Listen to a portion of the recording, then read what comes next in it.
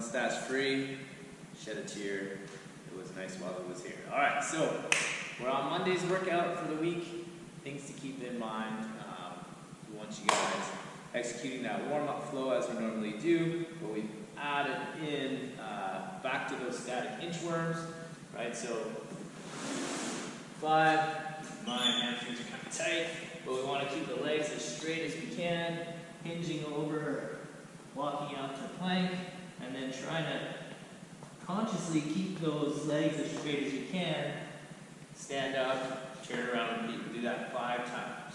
We've got 10 of our Hindu-style push-ups. So we're looking at being in a downward facing dog. Trying to open up the shoulders, hamstrings.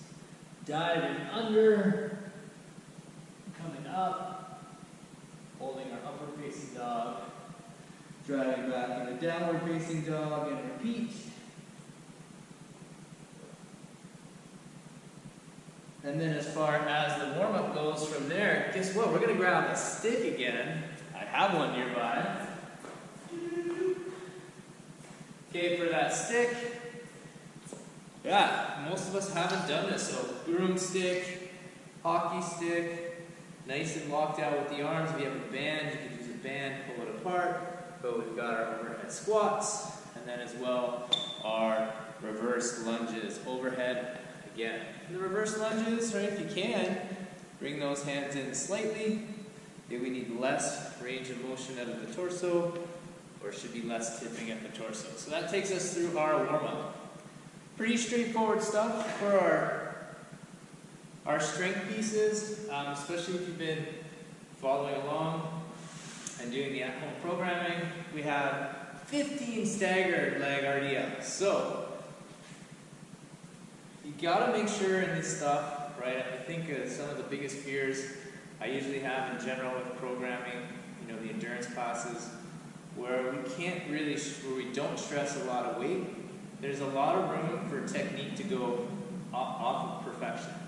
And then the more we do that, because the endurance classes in general, we do a lot more volume. Well, the more we do things at a higher volume, the more we create really our patterns and our habits. So we want to make sure that even though there's I guess a lot of room for error without hurting ourselves doing these movements, we want to make sure we do them better or as best as possible to help create better patterns. So my staggered RDL, my back leg is just slightly behind center. I want to keep my hips nice and high, slight bend, coming all the way down, right, really feeling that hamstring, in this case my left leg.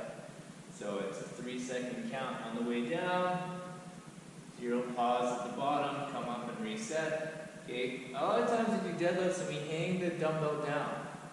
Well, that's a great technique when we're trying to hit the ground. In an RDL we don't want to hit the ground, so don't tilt your weight down, try to keep it square. And again, don't let your dumbbell hang out, right? That means your lats are not engaged.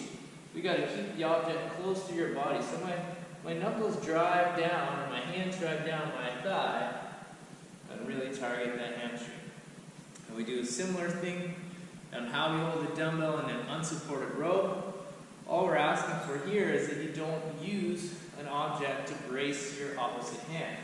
So you got to rely on holding your posture.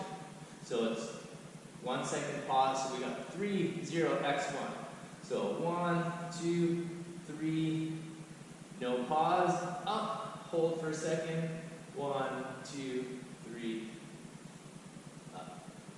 Okay, so that would be our strength piece. 5 sets, 10 each arm. Again, refer to zenplanner for the program. As far as the workout today, it's a Hero WOD honoring RCMP officer Heidi Stevenson that was shot and killed in the Nova Scotia fiasco. So it's a 23-minute AMRAP. It's been done all around CrossFit communities already. It's our day to do our part. 23 air squats, followed by 23 push-ups, 23 kettlebell swings, jump lunges, sit-ups, and box jumps. So it's a 23-minute AMRAP. In looks of that, although I haven't tested it yet, I'll join you guys on Monday.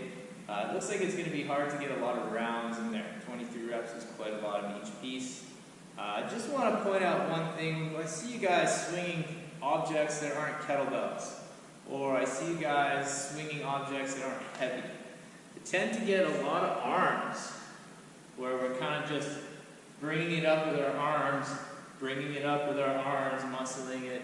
Okay, even though this isn't a kettlebell, you've got to not rely on your arms, but swing it. Let it fall. Swing it and let it fall. Okay? A lot of the things on Zoom are kind of hard to really identify, but that would be a big one on me on the kettlebell swings. Anyway, that's our workout. The butterfly seated stretch and the child's pose to get our lats involved. So, right, child pose, we're going to do 2 minutes per side, switching sides. So I'm just going to walk my child pose over, and in my seated forward fold, you're going to do 2 minutes with one leg in front. And what I would do is, since I need some help getting that forward fold stretch, I'm going to get near something and use it to help pull me forward. And then after 2 minutes, I'll switch legs. So that's Monday. Enjoy.